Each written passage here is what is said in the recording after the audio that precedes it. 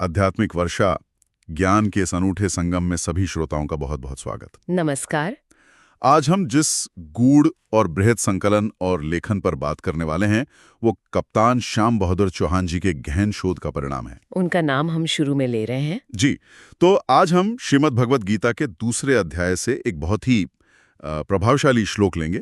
श्लोक संख्या 58। जी, 2.58। हाँ, ये श्लोक स्थित प्रज्ञ पर है। मतलब वो व्यक्ति जिसकी बुद्धि स्थिर है, अडिग है। बिल्कुल। और उसके एक खास लक्षण की बात करता है, इंद्रिय निग्रह, यानी इंद्रियों पर संयम। हाँ, इंद्रियों को वश में करना। हमारी आज की चर्चा का मकसद यही समझना है कि ये जो कछुए की तरह इंद्रियों को समेट लेने की बात है, ये आत्मज्ञान और स्थिर बुद्धि के लिए इतनी जरूरी क्यों है और कैसे की जा सकती है। बिल्कुल, ये समझना बहुत जरूरी है आज के समय में।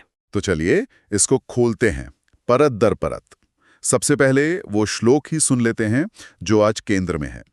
इसका सरल उच्चारण कुछ ऐसा है, यदा संहरते चायम कूर्मो अंगानीव सर्वशा इंद्रियाणि इंद्रियार्थेभ्य तस्य प्रज्ञा प्रतिष्ठिता। बहुत सुंदर, बहुत गहरा श्लोक है ये। तो इसका मतलब क्या हुआ सरल शब्दों में? हाँ, देखिए, इसका अर्थ समझने के लिए कुछ शब्द जरूरी हैं, जैसे संहरते। संहरते, हाँ, इसका मतलब है समेट लेना, अच्छी तरह से खींच लेना, अंदर कर लेना। अच्छा। फिर है कूर्मः।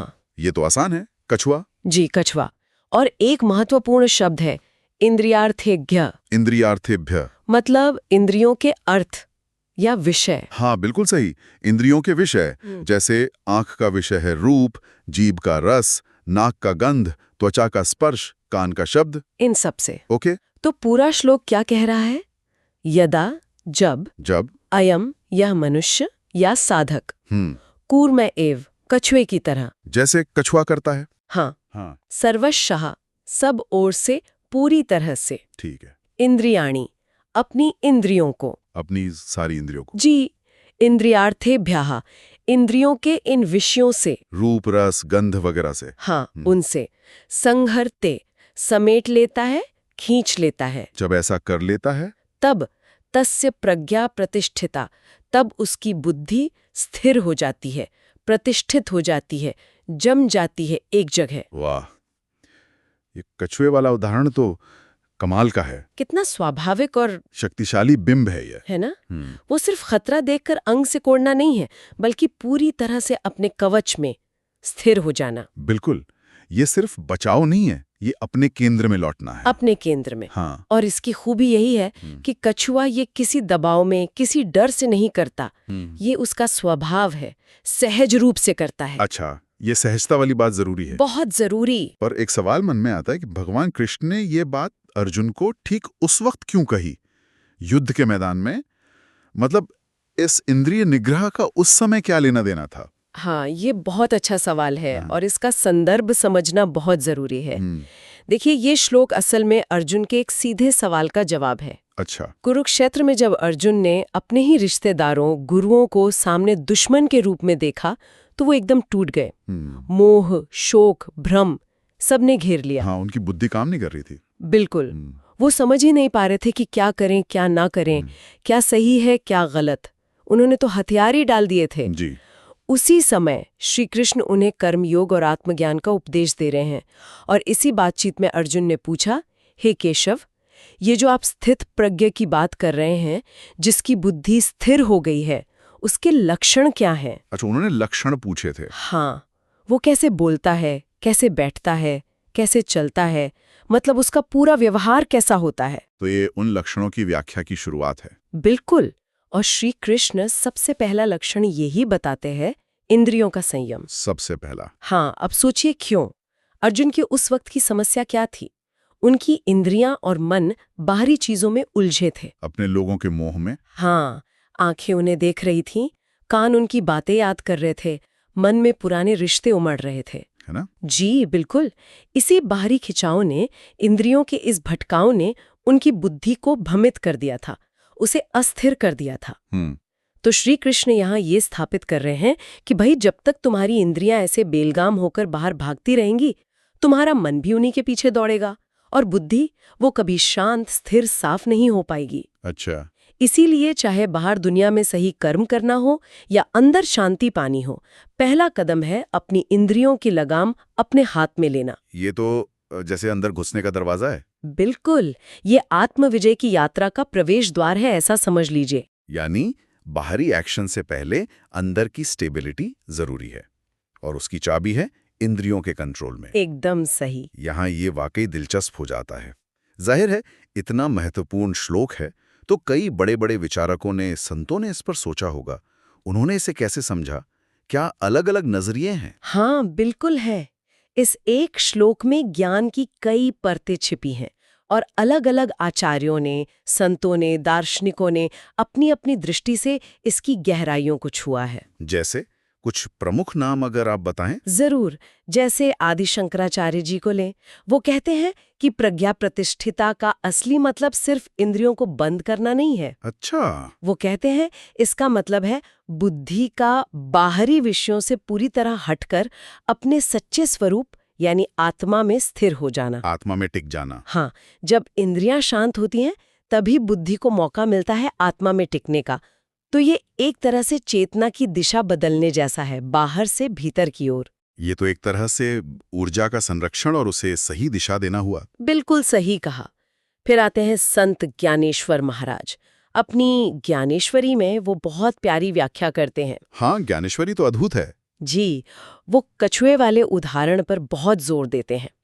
वो कहते हैं कि ये जो संयम है, ये हठ योग वाला, जबरदस्ती वाला नहीं होना चाहिए। अच्छा, मतलब दबाना नहीं है। नहीं, जैसे कछुआ बिना किसी कोशिश के एकदम सहजता से अपने अंग से कोड़ता है, वैसे ही ज्ञानी पुरुष का इंद्रिय संयम उसके ज्ञान और विवेक से पैदा हुआ उसका सहज स्वभाव बन जाता है। उसमें कोई तनाव, कोई संघर्ष नहीं होता। ये सहजता वाली बात बहुत महत्वपूर्ण लग रही है, क्योंकि अक्सर संयम को लोग तमन समझ लेते हैं। बिल्कुल, यही अंतर है। और स्वामी विवेकानंद, वो तो इसे योग का सार कहते थे। योग का सार? हाँ, उनका मानना था कि हमारी सारी शक्ति, सारी ऊर्जा इंद्रियों के रास्ते बाहर बहती रहती है। अगर हमें सच्ची शांति और ताकत चाहिए तो इस ऊर्जा को अंदर की तरफ मोड़ना सीखना होगा। ये श्लोक हमें वही कला सिखाता है, अंदर की ओर मुड़ने की। ये आंतरिक एकाग्रता की नींव है। मतलब बाहरी बिखराव से हटकर अंदर एक जगह इकट्ठा होना। बिल्कुल। फिर स्वामी अड़गनानंद जी हैं, वो अपनी टीका में एक और बड़ा जरूरी पहलू जोड़ते हैं। क्या? वो कहते हैं कि इंद्रियों को विषयों से हटाना किसी नफरत या डर की वजह से नहीं होना चाहिए। अच्छा, मतलब विरक्ति या घृणा से नहीं। हाँ, बल्कि विवेक के कारण होना चाहिए। जब साधक ये समझ लेता है कि भाई इंद्रियों से जो सुख मिलता है वो तो पल भर का है, नश्वर है और आखिर में दुख या अतृप्ति ही देकर जाता है, जबकि आत्मा का जो आनंद है वो स्थायी है, सच्चा है, तब वो अपने आप ही समझदारी से क्षणिक को छोड़कर शाश्वत को चुनता है। ये त्याग नहीं है, ये चयन है। हाँ, ये एक समझदारी भरा बेहतर चयन है, कॉन्शियस चॉइस। ये फर्क बहुत गहरा है, त्याग बनाम चयन। एक में कमी का भाव है, दूसरे में समझ का। बिल्कुल। और गीता प्रेस की जो सरल व्याख्या है वो भी इसी प्रैक्टिकलिटी, इसी व्यावहारिकता पर जोर देती है। अच्छा। वो कहते हैं कि देखो, जैसे कछुआ जरूरत पड़ने पर अपने अंग बाहर निकाल कर चलता फिरता है, हाँ। काम करता है। हाँ। लेकिन जैसे ही काम खत्म हुआ या कोई खतरा दिखा या जरूरत नहीं रही तो फौरन समेट लेता है।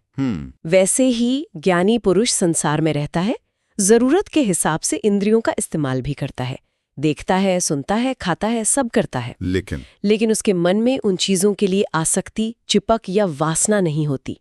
काम खत्म होते ही वो अपनी चेतना को वापस अंदर खींच लेता है। वाह, ये सारी व्याख्याएं मिलके एक पूरी तस्वीर बना रहे हैं। सहजता भी है, विवेक भी है, चेतना की दिशा भी है और अनासक्त व्यवहार भी।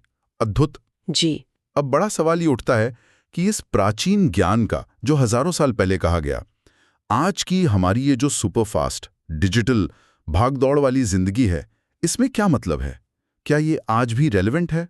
मेरे ख्याल से तो आज इसकी रेलेवेंस पहले से कहीं ज्यादा बढ़ गई है। ज्यादा कैसे? इसे हम जिसे सूचना युग या मनोरंजन युग कह रहे हैं, वो असल में महाभटकाव का युग बन गया है।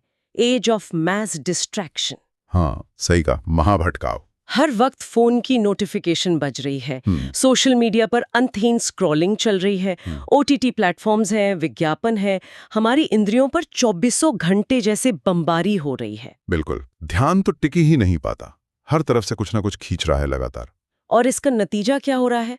मानसिक स्तर पर देखिए, चिंता, एंजाइटी बढ़ रही है, तनाव बढ़ रहा है, नींद की समस्याएं आम हो गई हैं, और सबसे बड़ी बात, फोकस, एकाग्रता, कंसंट्रेशन की भारी कमी दिख रही है। हाँ, ये तो है। हम सोचना है तो शायद बहुत जमा कर रहे हैं, पर ज्ञान और शांति वो कहीं खोते जा रहे हैं। ये श्लोक हमें इसी बाहरी शोरगुल से अपनी अंदर की शांति को बचाने का नुस्खा देता है। तो ये एक तरह से डिजिटल डिटॉक्स और माइंडफुलनेस का हजारों साल पुराना वर्जन हुआ। आप बिल्कुल कह सकते हैं। यही तो सनातन ज्ञान की खूबी है। ये कालातीत है, टाइमलेस है। ये सोचना भी कमाल है कि हजारों साल पुरानी बात आज के डिजिटल लत का इलाज बता रही है। बिल्कुल। अब सामाजिक स्तर पर देखें, हाँ, जो व्यक्ति अपनी इंद्रियों पर थोड़ा भी काबू रखना सीख लेता है, वो अचानक भड़कने वाले गुस्से का शिकार कम होगा, अतृप्त लालच में कम फंसेगा, दूसरों से जलने वाले ईर्ष्या उसे कम सताएगी, अनियंत्रित वासनाओं का गुलाम वो कम बनेगा। सही है। ऐसा इंसान स्वाभाविक रूप से ज्यादा शांत, ज्यादा संतुलित, ज्यादा जिम्मेदार बनेगा। और जाहिर है, ऐसे व्यक्तियों से ही एक बेहतर समाज की उम्मीद की जा सकती है। निश्चित रूप से। सोचिए, अगर समाज में ऐसे लोगों की संख्या बढ़े जो पल भर के आवेश या लालच में बहने के बजाय विवेक से सोच समझकर कदम उठाते हैं, तो अपराध कितने कम हो सकते हैं, पारिवारिक झगड़े कितने कम हो सकते हैं, सामाजिक नफरत कितनी कम हो सकती है। ये श्लोक असल में सदाचार और सामाजिक शांति की व्यक्तिगत नींव रखने की बात कर रहा है। और आध्यात्मिक स्तर पर वहां इसका क्या महत्व है? आध्यात्मिक स्तर पर तो ये पहला कदम है, अनिवार्य कदम है। पहला ही? हाँ, देखिए, हमारी इंद्रियां स्वभाव से ही बहिर्मुखी हैं। वो हमें बाहर की दुनिया में ही उलझाए रखती हैं, लेकिन असली खुशी, असली शांति, ईश्वर कहें या अपना सच्चा आत्मस्वरूप, वो सब कहाँ है? वो तो अंदर है। वो सब अंदर है। पर जब तक बाहर का इतना शोरगुल चलता रहेगा, अंदर की वो जो शांत महीन आवाज है, द इनर वॉइस, वो हमें सुनाई ही नहीं देगी। इंद्रियों को समेट कर ही हम उस अंदर के मौन में उतर सकते हैं, जहां आत्म अन्वेषण, सेल्फ डिस्कवरी का रास्ता खुलता है। ये तो जीवन के लगभग हर पहलू को छू रहा है। Mental health, social behaviour, spiritual growth, सब कुछ। हाँ, इसका प्रभाव बहुत व्यापक है। युवाओं के लिए इसमें क्या खास संदेश हो सकता है? आज के युवा तो शायद सबसे ज्यादा भटकाव और प्रेशर महसूस करते हैं। युवाओं के लिए तो ये ज्ञान किसी सुपर पावर से कम नहीं है। सच में। सुपर पावर कैसे? पहली बात, ये उन्हें सिखाता है सेल्फ कंट्रोल, आत्मनियंत्रण। हाँ, ये तो बहुत जरूरी है। आज के जमाने में जहां हर कदम पर टेम्पटिंग चीजें हैं, जंक फूड है, सोशल मीडिया का नशा है, टाइम बर्बाद करने वाले मनोरंजन है, वहां सेल्फ कंट्रोल ही तो है जो अकादमिक सफलता दिलाएगा, करियर में आगे बढ़ाएगा, अच्छी सेहत देगा, मजबूत रिश्ते बनाएगा। यही तो कुंजी है। ये क्षमता विकसित करना वाकई किसी सुपर पावर से कम नहीं। बिल्कुल। दूसरी बात, ये फोकस बढ़ाने का अचूक नुस्खा है, एकाग्रता। फोकस। चाहे परीक्षा की तैयारी करनी हो, कोई नई स्किल सीखनी हो, खेल में मास्टरी करनी हो, या अपने लक्ष्य पर टिके रहना हो, बिना गहरे फोकस के कुछ भी बड़ा हासिल नहीं होता। सही है। और फोकस तभी सधेगा जब इंद्रियां मन को भटकाएंगी नहीं। ये श्लोक उसी एकाग्रता की साधना का, कंसंट्रेशन की प्रैक्टिस का मूल मंत्र है। और शायद सबसे जरूरी बात यह है कि ये युवाओं को सिखाता है कि असली खुशी और ताकत बाहरी चीजों को जमा करने या भोगने में नहीं है, गैजेट्स में, ब्रांड्स में या दूसरों की तारीफ में नहीं है। तो किसमें है? असली ताकत है अपने अंदर की शक्तियों को जगाने में, अपने मन का मालिक बनने में। ये उन्हें सतही आकर्षणों से ऊपर उठाकर जीवन के गहरे अर्थ और उद्देश्य की तलाश करने की प्रेरणा देता है। वाह, ये तो बहुत ही प्रेरणादायक है। लेकिन इसे जीवन में उतारा कैसे जाए? सुनने में तो बहुत अच्छा लग रहा है, पर रोज की जिंदगी में इसे प्रैक्टिस कैसे करें? हाँ, ये सवाल बहुत प्रैक्टिकल है। और अगर कोई इसे अपनाता है तो उसके खुद के जीवन पर, परिवार पर और समाज पर क्या असर दिखेगा? देखिए, इसे जीवन में उतारने की शुरुआत होती है जागरूकता से, अवेयरनेस। जागरूकता किस चीज की? पहले तो हमें ये नोटिस करना होगा, ध्यान देना होगा कि हमारी कौन सी इंद्रिय हमें सबसे ज्यादा भटकाती है। क्या हम बिना वजह बार बार फोन उठाते रहते हैं? क्या हम खाते समय टीवी या मोबाइल देखे बिना रह नहीं पाते? क्या हम दूसरों की बातों में, गॉसिप में ज्यादा उलझते हैं? अच्छा, यानी पहले अपनी कमजोरी पहचानना, कहाँ फंसते हैं हम। हाँ, फिर छोटे प्रैक्टिकल कदम उठाने होंगे। एकदम से सब कुछ बंद करने की जरूरत नहीं है, वो शायद होगा भी नहीं। तो कैसे करें? शुरुआत करें। जैसे दिन में कुछ तय समय के लिए, मान लीजिए आधा घंटा, अपना फोन साइलेंट मोड पर डाल दें या कहीं दूर रख दें। ओके। जब खाना खा रहे हो तो कोशिश करें कि पूरा ध्यान सिर्फ खाने के स्वाद, उसकी गंध, उसकी बनावट पर हो। टीवी बंद, मोबाइल बंद। जब किसी से बात कर रहे हो तो सच में उनकी बात सुने ध्यान से, बजाय ये सोचने के कि मुझे आगे क्या बोलना है। ये सुनने में तो छोटे छोटे अभ्यास लग रहे हैं। हैं छोटे, पर इनका असर गहरा हो सकता है। व्यक्तिगत स्तर पर क्या होगा, जैसे जैसे ये अभ्यास बढ़ेगा आप पाएंगे कि मन पहले से ज्यादा शांत रहने लगा है। अच्छा। हाँ, विचारों में ज्यादा स्पष्टता आ रही है। आप छोटे मोटे उतार चढ़ाव से, रोजमर्रा की परेशानियों से कम विचलित होते हैं। निर्णय लेने की क्षमता बेहतर होती है। एक तरह की आंतरिक स्थिरता, एक इनर स्ट्रेंथ महसूस होने लगती है। और परिवार पर इसका क्या असर पड़ेगा? आजकल घरों में तनाव, कम्युनिकेशन गैप, ये सब बहुत आम है। ये बहुत महत्वपूर्ण सवाल है।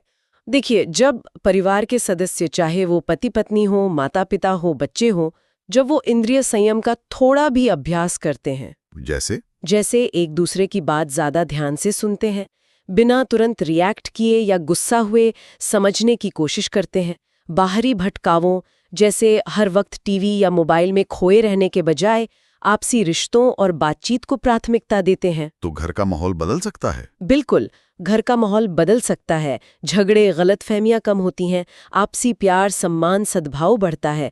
सोचिए एक ऐसा घर जहां लोग साथ बैठकर शांति से खाना खाते हैं, एक दूसरे से दिन भर की बातें करते हैं, न कि अपने अपने स्क्रीन में गुम रहते हैं। हाँ, ये कल्पना ही सुखद है। ये संयम उस शांतिपूर्ण माहौल को बनाने में मदद करता है। और इसमें घर की स्त्री हो या पुरुष, बच्चा हो या बुजुर्ग, हर कोई अपना योगदान दे सकता है। ये सबकी जिम्मेदारी है। घर की शांति सबकी शांति है। ये तो परिवार की नींव को मजबूत करने जैसा हुआ।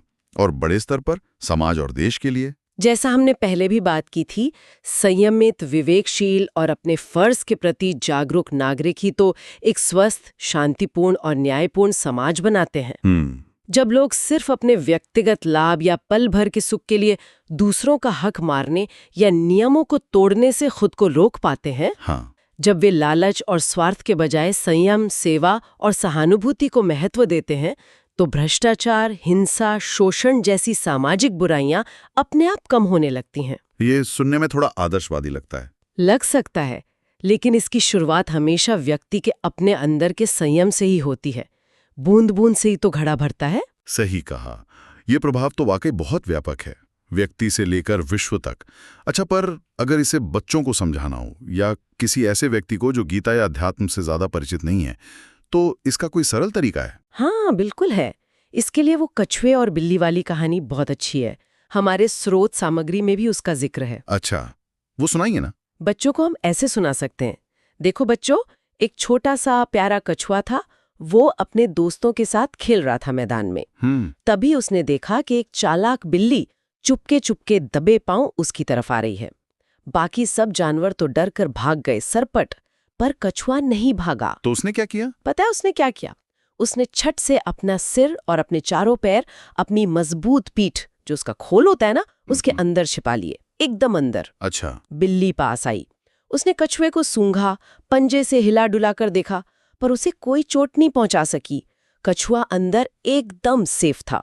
थोड़ी देर में बिल्ली थक कर हार मानकर चली गई। फिर जब कछुए को लगा कि खतरा टल गया है, तब उसने धीरे से अपना सिर और पैर बाहर निकाले और फिर से खेलने लग गया। बहुत प्यारी कहानी, बच्चे मजे से सुनेंगे। हाँ, अब उन्हें समझाएं, देखो हमारी जो 5 इंद्रियां हैं, आंखें, कान, नाक, जीभ और त्वचा, वो इस कछुए के सिर और पैरों की तरह हैं। अच्छा, इंद्रियां मतलब कछुए के अंग?